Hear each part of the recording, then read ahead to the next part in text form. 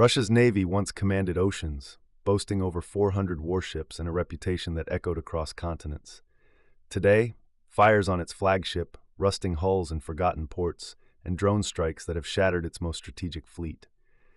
This isn't just military decay, it's the collapse of a maritime empire. And Ukraine, with ingenuity over brute force, may have just changed naval warfare forever. Once considered the world's third strongest naval force, Russia's navy today is a fractured remnant of its former power.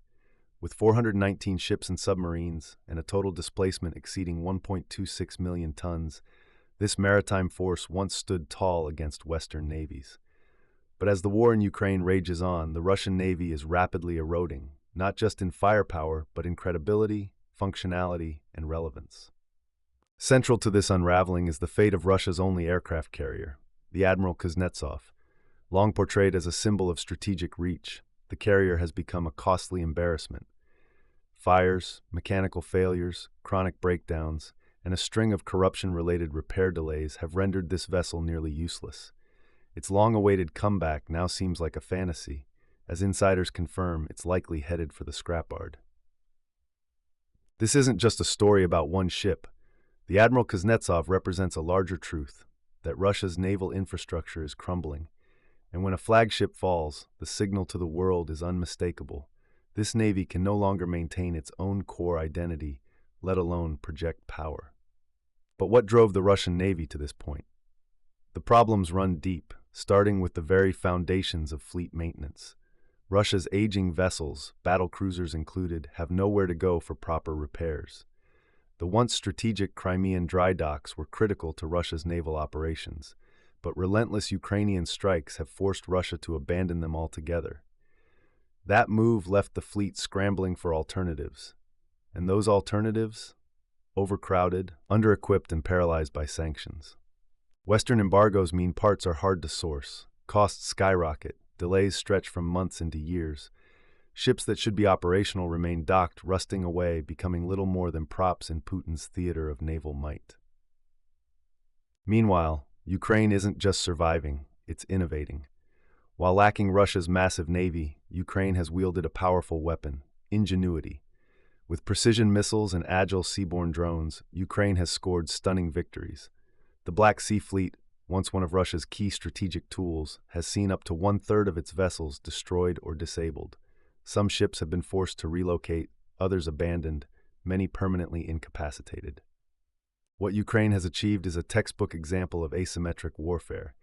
It doesn't take a billion-dollar navy to land a decisive blow. It takes creativity, resolve, and the right technology. Where Russia relied on scale, Ukraine bet on precision and won. And just when Russia might have looked to reinforcements, geopolitical reality slammed the door shut. Turkey, enforcing the Montreux Convention, closed the Bosporus and Dardanelles Straits to warships, effectively locking Russia's navy out of the Black Sea. Now, Russian forces in the region are isolated, vulnerable, and unable to receive support from other fleets. Geography compounds the challenge. Russia has only 7 ice-free ports that remain operable year-round. That means much of its navy is bottlenecked by seasonal weather, forced to navigate around frozen harbors or operate from compromised locations. Strategic mobility is severely restricted. Add to this an economic picture that's spiraling. Russia's war expenditures have exceeded $270 billion by mid-2025, a staggering drain on national resources. This has left Putin's ambitious $98 billion shipbuilding program, slated to run through 2050, hanging by a thread. Corruption siphons off military funds. Overspending on the war and on maintaining Russia's shadow fleet, designed to skirt sanctions by covertly transporting oil, leaves little for naval modernization. For many analysts, the writing is on the wall. Even if Russia completes its shipbuilding program, the pace of decay has outstripped progress. The loss of key personnel, the deterioration of technical infrastructure, and a lack of modernization mean that future vessels may be obsolete before they even launch.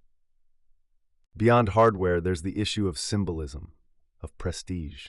The Admiral Kuznetsov was supposed to be an icon of global presence. Instead, it's become a cautionary tale. Every failed fire suppression system, every engine breakdown, every unfinished repair is a reminder that Russia's navy isn't just weakened, it's adrift. And even beyond the Black Sea, Russia's presence is shrinking. Naval drills have become more localized. Long-distance deployments, once a show of strength, are fewer and far between. International exercises have slowed to a trickle. The image of a confident, world-spanning Russian fleet is now an illusion, replaced by patchwork operations in Russian waters and isolated missions with limited strategic value.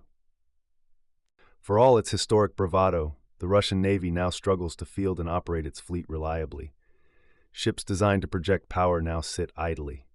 Personnel trained for complex operations are retiring or moving on, and new recruits, underfunded and undertrained, enter into a system rife with dysfunction. Ukraine's continued success only deepens the contrast. With fewer resources, fewer ships, and fewer dollars, it has managed to score more impactful victories, revealing how bloated and brittle Russia's maritime doctrine has become. What we're witnessing isn't just decline, it's transformation. Russia's navy isn't evolving, it's dissolving.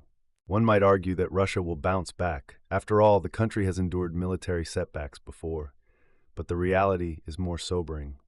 The combination of economic hardship, geopolitical isolation, technological stagnation, and strategic blunders suggests a long-term trajectory toward irrelevance.